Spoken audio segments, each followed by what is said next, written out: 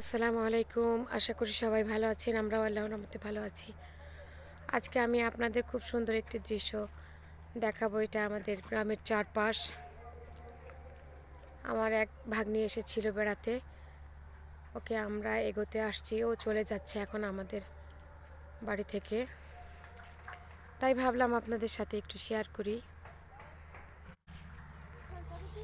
রাস্তার চারিপাশে কি সুন্দর শস্য বুনিয়ে দিয়েছে আমার ভাই। আমার বাবু যে অনেক দূরে চলে গেছে, শাক তুলবে, ঝুড়ি নিয়ে আসছে। খুব ভালো লাগছে চারপাশে দেখতে, অনেক সুন্দর পরিবেশ।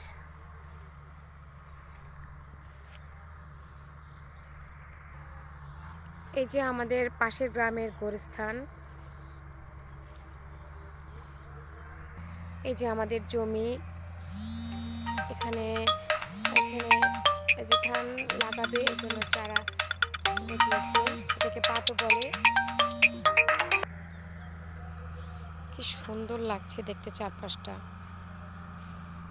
আমার এক ভাই ধান লাগাচ্ছে।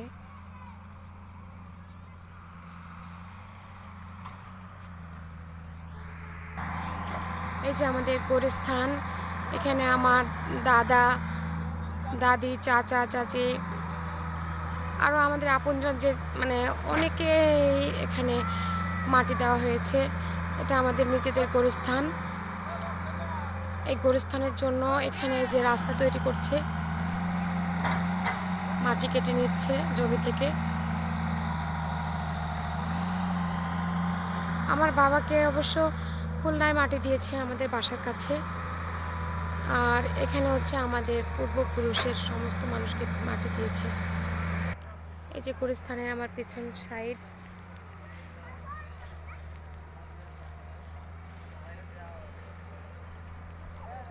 আমাদের সব মুরব্বীরা এখানে ঘুমিয়ে আছেন।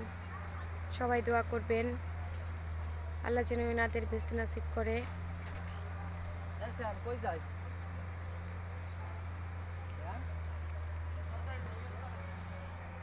এই যে নাফিসা আর আমার ভাগ্নে ওরা শাক তুলতেছে।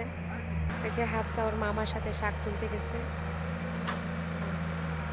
খুব ভালো লাগছে এই চারপাশটা দেখে।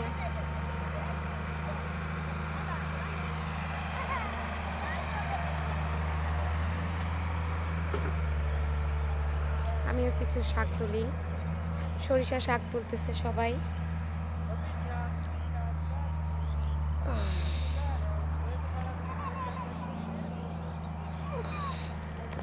সব পিচিরা আসছে, খুব আনন্দ করছে। সূর্য ডুবে যাচ্ছে, আমরা বাড়ি ফিরতেছি। ধানে পানি দিচ্ছে, ধান গাছে পানি দিচ্ছে। তোমাকে তাড়াতাড়ি হাঁটতে হবে। না আর দেখিনি, ছুটি নেই। এক মিনিট একটু দেখে নিই।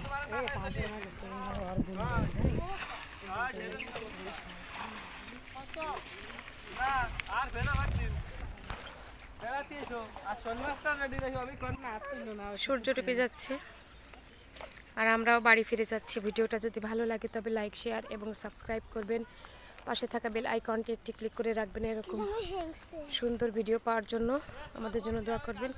আজ এই পর্যন্ত। আল্লাহ হাফেজ।